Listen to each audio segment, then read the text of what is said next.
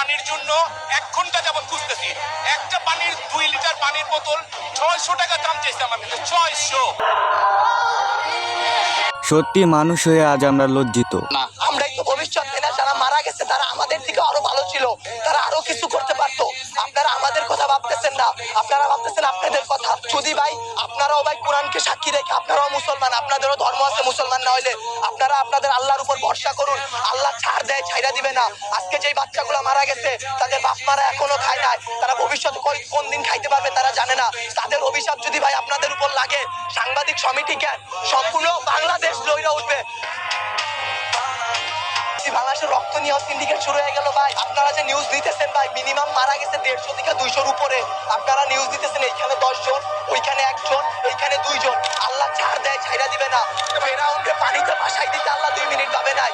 আমরা তো পাপিষ্ঠ জাতি, আমরা তো খারাপ জাতি, আমাদের ডুবাই দিতে আল্লাহ 2 মিনিটও ভাববে না। তারা 36 দিন পর তারা এনসিপি গঠন করে, তারা নির্বাচন চায়, তারা এই করে, তারা সেই করে, তারা বাংলাদেশের পানের উন্নয়ন করতে পারে। জুলাই অভিশপ্ত না, অভিশপ্ত বাংলাদেশের রাজনীতি। বাংলাদেশের রাজনীতি নিয়ে যে বলবো ভাই, এখন বলবো, কালকে হয়তো আমার বাবা মা আমারে খুঁজে পাবে না। আমরা উপদেষ্টা আনাইছি, আমরা ইউসুফের সরকার বানাইছি, আমরা সেনাবাহিনীর হাতে সরকার দিছি। আপনাদের বলা আর এই যে নিজের গালে নিজে এইভাবে থাপ্পড় দেওয়া ভাই সেম কথা। এখান থেকে প্রায় সময় অনেক বিমান আসে যায়, অনেক প্রশিক্ষণ বিমান অনেক আসে যায়, কানে অনেক শব্দ হয়। তো কালকে যখন এখানে জিনিসটা আসছিল, এত জোরে সাউন্ড, আপনারা জাস্ট কল্পনা করতে পারবেন না, মানুষের কানের পর্দা ফিরে যাচ্ছিল। জিনিসটা আমি জাস্ট 5 সেকেন্ডের মধ্যে দেখি এখানে এসে পড়ছে। আমি জাস্ট কল্পনা করতে পারি, আমি জাস্ট বুঝতেছিলাম না যে আমার কলেজটা হচ্ছে কি। হঠাৎ করে দেখি বাচ্চাদের কলেজটা ফেটে, আগুন ফেটে এই উপরে যে আসছে। আমি বলতেছি এখানে তো অনেক বাচ্চা আছে। আমি দৌড় দিয়ে এখানে আসতেছিলাম আর আমার মাকে বলতেছিলাম, মা বাচ্চারা মরে যাচ্ছে, মরে যাচ্ছে মা।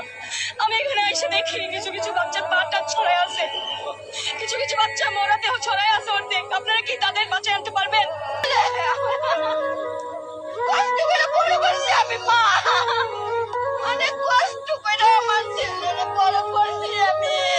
আল্লাহ আমার ছেলেকে জ্ঞান দিল, এত রক্ত কে জড়াইলো, কষ্ট ছেড়ে। আমি শেষ ক্লাস, ছুটি হবে একটু পর, সবাই ছিল। তো এই ছিল আজকের ভিডিও। আপনি যদি মাইলস্টোন স্কুলের ছাত্রীদের ভালোবেসে থাকেন তাহলে কমেন্টে তাদের ব্যাপারে কিছু লিখে যান। আমি একটু দেখতে চাই আমার কোন প্রিয় দর্শকরা মাইলস্টোন স্কুলের ছাত্রীদের পাশে আছে। আর আপনি যদি এই চ্যানেলে নতুন হয়ে থাকেন তাহলে প্লিজ চ্যানেলটি একটু সাবস্ক্রাইব করে দিন।